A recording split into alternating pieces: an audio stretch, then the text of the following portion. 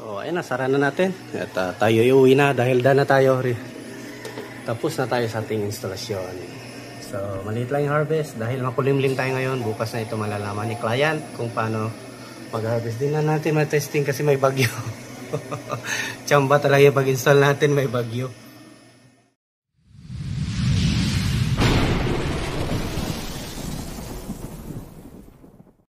Hello mga lods, good evening. At ito, welcome back sa ating munting channel. Another night, another content na naman dito sa ating Ortic TV. So, location po natin, Zamboanga City, Barangay Tumaga. So, ito, meron akong share sa inyo. Meron tayong order dito na solar charge controller or MPPT, no? So, ano to siya? Magandang klaseng ano to, MPPT kasi 450 BOC or 480 BOC. So, yung kanyang kayang i-handle na voltahe. And then, yung current nito nasa 120 ampere. So, ito, i-unbox natin at i-install natin doon. So, idugtong lang natin yung video natin kasi bukas i-install ko to. So, ito, bago nga pala natin to, simulang i-unbox, ano? So baka hindi ka pa nakasubscribe dyan, pa-subscribe na sa ating munting channel at pag-hit ang notification bell at ilagay sa all para laging updated. So ito, i-review natin, pakita ko sa inyo kung gaano kaganda itong controller na to. At papakita ko din dun sa inyo kung malakas pa itong mag-harvest ng solar panel. So ito mga idolo, open natin. Para may ano na din tayo. Proof of evidence in case may damage itong na-deliver sa atin na controller. So, ang laki ng box niya. So, susukatin din natin mamaya ang controller na to. Ang ganda. Malaki ah.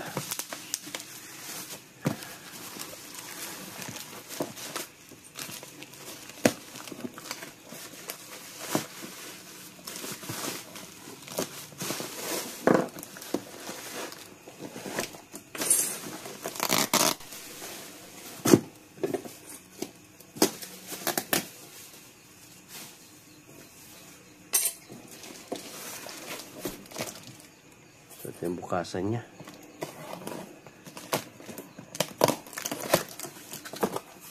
Itong laki niya, parang inverter.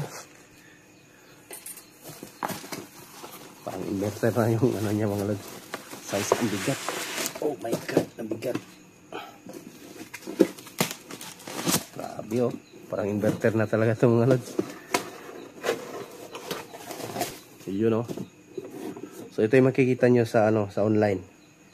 So, ang laki mga lods, grabe, ang ganda. So, yan MPPT solar charge controller. Max PV voltage 480 BDC. So, ayan. Ito yung auto-volt siya. Ayan Pwede mo rin siya magamit sa 24 volts, 36, 48, 60 volts, 72, 84, 96, 120 volt, 168 volt, 192 volts. So, ano siya? Pang ano din talaga to. Ito yung specs niya. Ayan, meron siyang input ng PV input, no? So, ano to? At marirecommend ko sa inyo nito, isang series lang. Wag na kayo mag-parallel. So, gagawin nyo, bili kayo 10 or 9 na solar panel, i-series nyo na lang. And then, yung battery natin, terminal, input, no? And then, load. So, yan lang yung ano niya. And then, meron din nata itong blower. So, ayan, dalawa yung blower niya. Ang laki ng laman, Parang inverter na 12 volts, mga lods. Laki. Sulit to, So, install natin to bukas doon sa ating client. Kasi yung ano niya, yung kanyang solar, hindi napupuno yung kanyang battery, no? Yung setup niya doon sa bahay. Hindi napupuno yung battery. Bali tatlong 300 EH na battery, no? So laki-laki na yun, kaya hindi na napupuno. And then yung system niya is 12 kilowatts na day. So ayan. So ito, mayroon pala itong wifi. Pwede mo siya ma-monitor via cellphone or through apps, no? So ma-download mo lang din naman ata yung application niya sa App Store or sa Play Store. So meron naman siya sa Play Store. So mamomonitor mo, parang inverter din. So meron naman siyang manual. ano-ano kayang battery ang support nito. Check natin. Advanced setting.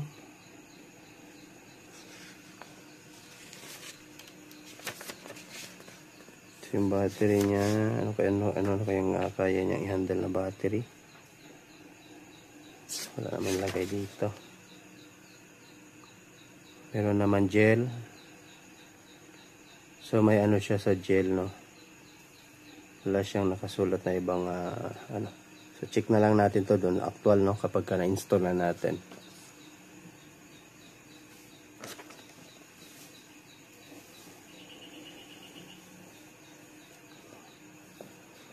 So kasi ang system natin doon 48 volts. So dito 12 to 24. Meron din pala siyang automatic recognition, no? So battery. So meron pala siyang lithium nandito pala. So may lithium ion phosphate battery din siya. So yung maximum panel pag sa 48 ay ano model ba to? Paano natin ito ma-determine? Dito. So ano to siya? MPPT 120-192, charge current 120, max PB input power sa ano siya, sa 48 volts ay meron tayong 5,760 watts ito. So since yung solar panel natin is nasa ano ata yun, 615 watts yun. So 615 watts times 9. So meron tayong 5.5. So kabali 9 panel lang yung ilagay natin dito para hindi masagad yung inverter, yung controller natin. So meron pa siyang allowance na kasi sa 48 volts 5,760 watts. So meron pa siyang allowance na equals minus 5,760 watts, 760 watts, 60 watts. So meron pa siyang 225 watts na allowance sa kanyang MPPT. Kasi kung magsasampu tayo, lalagpas na tayo sa watts. So siyam lang, goods na. So si controller na yung bahala mag-convert sa mataas na current, no? Basta importante yung pasok dito, mga lords. Hindi naman nun ibig sabihin na maliit yung pasok dito na ampere. Pagpalagay natin nasa 12 or 16 ampere yung pasok dito. Pero yung labas po nun, mga loads, mataas na po yun siya kasi kina-convert niya na yun as ano, no, yung power at saka yung current natin. Ika-convert niya yun sa ano, kumbaga yung power at saka yung ano, no, voltahe natin. Yung watts at saka voltage, ika-convert niya yun as ampere.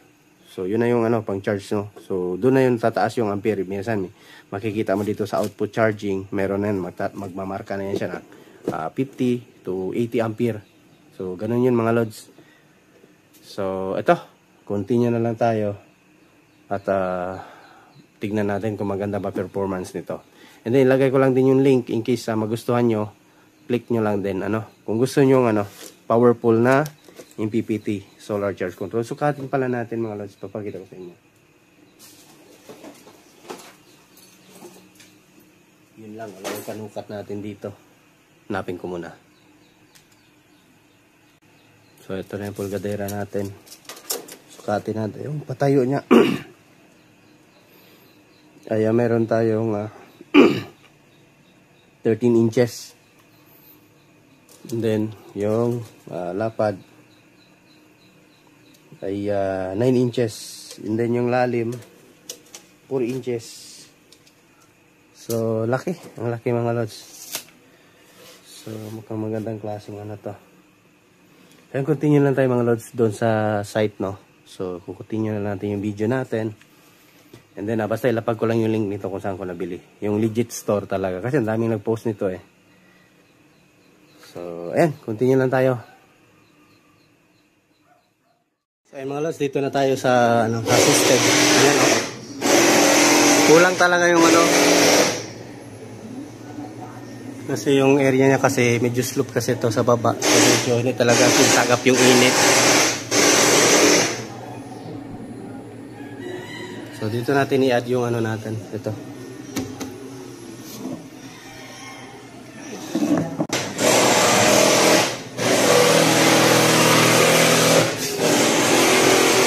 Ito yung system niya.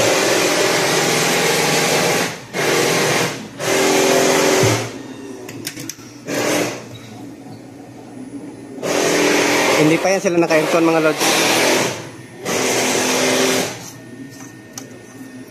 Kasi kung mag-aircon sila, kukulangin talaga ang harvest ng panel. So yan yung charging ngayon. Ito, 5,000 watts. Walang aircon pa. Maya may aircon na yan. Kulang talaga yung harvest ng panel. So kaya additional lang 9 panels. Nandito yung panel niya, malaki.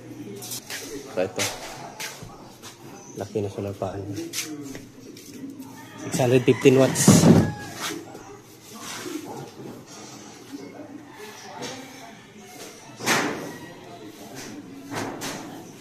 So yung kasama natin doon sa taas, sa bubong doon, dyan tayo maglagay sa taas.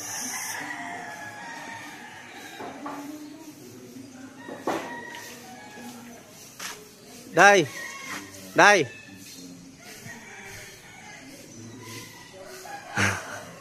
Pura magkaganang si Mang Kanor de ay.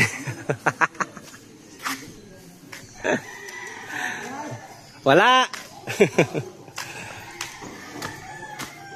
So, ayan. Matapasan ko ngayon. Agad yan. Daming battery, oh. Walang piraso pa. So, ayan naman natin yung controller. Dikit na natin. So, ayan mga lods. Dito namin ilagay yung mga solar panel namin. Kasi yung existing niya is andito sa taas eh. Andyan sa taas. Siyam. So, lipat. Sa, ano naman tayo, buhat na naman tayo. So ito, continue na tayo mamaya, bubuhatin muna namin. So ayan, ilagay na ano namin mga lods. Grabing kapagod, grabing init. Woo! So lock na lang yan, at saka wiring. Sarap ang init, boy. 615 watts yung ating solar panel Canadian. Diyos ko, ang init. Pero parang gustong umulan.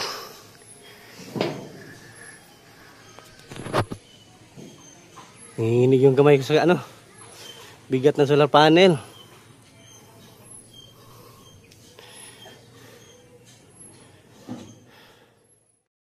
So ayun mga lods, patapos na kami. So ito, na wiring ko na. And then tayin ko na lang na may tap niya doon sa taas para makapag-tester tayo kung tama yung polarity natin dito. Baka magkabaliktad ano. So ayan. So wala pa yung solar panel.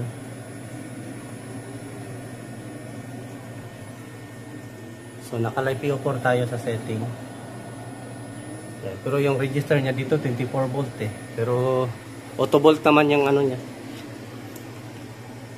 Yung harvest natin ngayon dito. Tingnan nyo mga lods, anong oras na tayo ngayon? Is nasa ano tayo, 214. Pero yung battery nasa 59% pa rin. Tingnan nyo yung consumption. Nasa 2.8. Minsan nga 4,000 ang consumption dito daily eh. So kaya kulang talaga yung solar panel natin. So kasi naka-load first ang setting. Ayun, sira pala ang ano nito, LCD. Kaya nag-order pa ako ng LCD nito. Sira, hindi mapindot oh. So, ang ano natin dito, ayan, lakas ng harvest oh. Nasa 4.4 kilowatts yung china-charge sa battery, pero kulang talaga. Kasi ba naman ang laki ng battery? 3 piraso.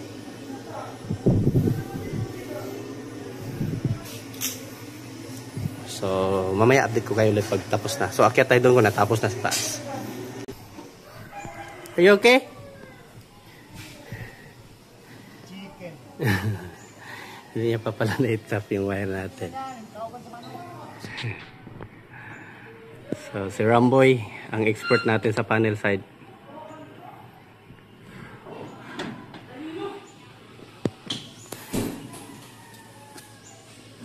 Shout out, Day. Shoutout, man! Samis! Usamis. Shout out ng mga taga Usamis. Asa ba lugar ni mo, Day? Samis. Tinago. Tinago. Oh, yung tinago. Huwag yung itago. Tinago, Usamis. Ayan, shout out sa inyo dyan lahat. Si Rams Baguio. Ang banggiitang mamamarang.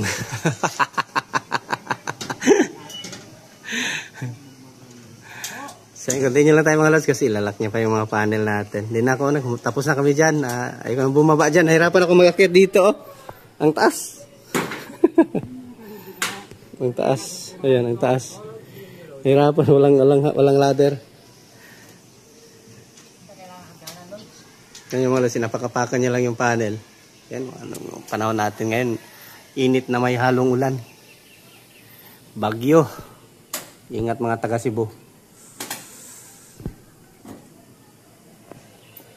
Ito mga lods, may solar panel na tayo. So tester na natin kung ilang volts. Ayun o, meron tayong 402.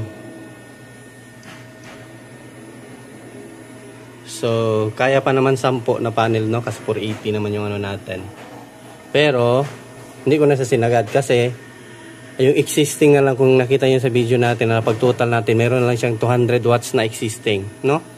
So pro goods pa naman kung gusto mo talaga 10, walang problema. Yung sa akin ay hindi ko sinagad para may allowance yung ating MPPT. Kumbaga 80% lang yung ginamit natin. Ayan, 402. So tama naman yung polarity. Ito yung positive, ito yung negative. Ayan. So power on na natin. On na natin yung ating breaker. So on natin. So ayun o, 325. So makulilim tayo ngayon. Wala tayong araw na kikita, no? So tingnan natin makapagbigay ng kaunting harvest.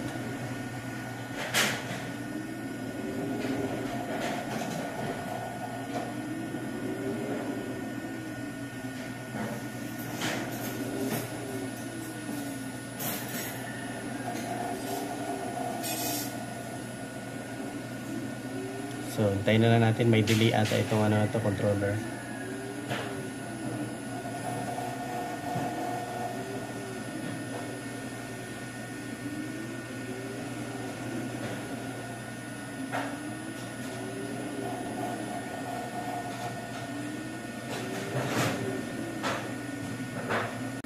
So, ito na siya mga lods. Nag-charge na. So, binago ko yung setting.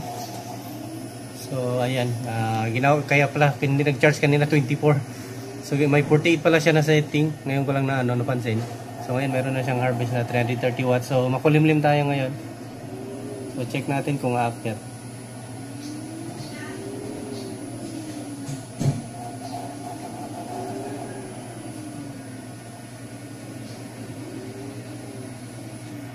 So sa pag-enter nito mga lods, itong exit AC and then set. So ganyan lang siya. So i-off natin yung itong load o nakailaw pala. Sabay lang long press. May password yan lalabas. Then 4 na 1.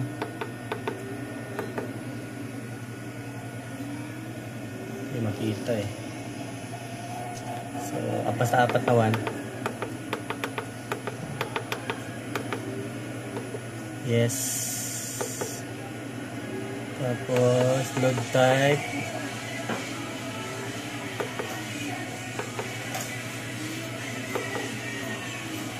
Ayun, na-off na siya.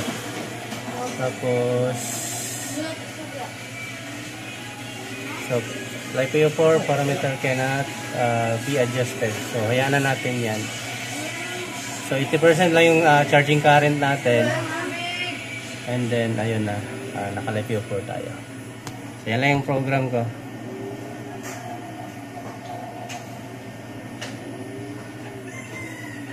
So exit na tayo. Yun.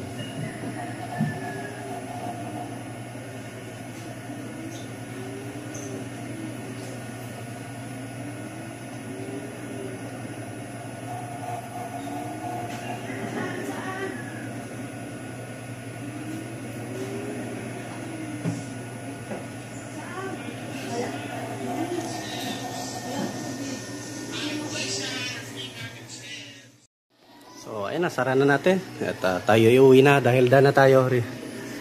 Tapos na tayo sa ating instalasyon.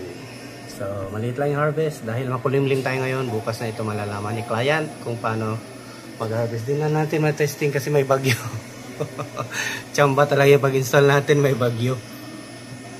So, ayan. At least functional na yung ating MPPT. So, ayan. Wala talaga siyang ano. As in, wala. Oh, yan. Tingnan niyo mga lods. Wala talaga tayong araw. Makulimlim talaga ang panahon. Wala talaga si haring araw. Yan, umulan pa nga, oh. So, until ano siguro, update na lang tayo, no. Gawa lang tayo reels. At yung mga gustong bumili nito, ayan, tested ko na. At nakita niyo naman yung setting ko. Sa pag-program, ito lang, itong ESC or X, ano ba tawag dito? Yung exit and then set, no? Long press, 5 seconds, lalabas yung setting. Ito, up and down na lang yung ano, pag-program. So, basta working goods. Ayan, thanks for watching mga lods. Done na tayo. At until next video natin, mayroon na naman tayong next pupuntahan ngayon. So, yun, less of materials na naman. Then, by kinabukasan, install na naman tayo. So, ayan, thanks. Thank you. Thanks God. At magandang buhay. Aga lang. Bye-bye.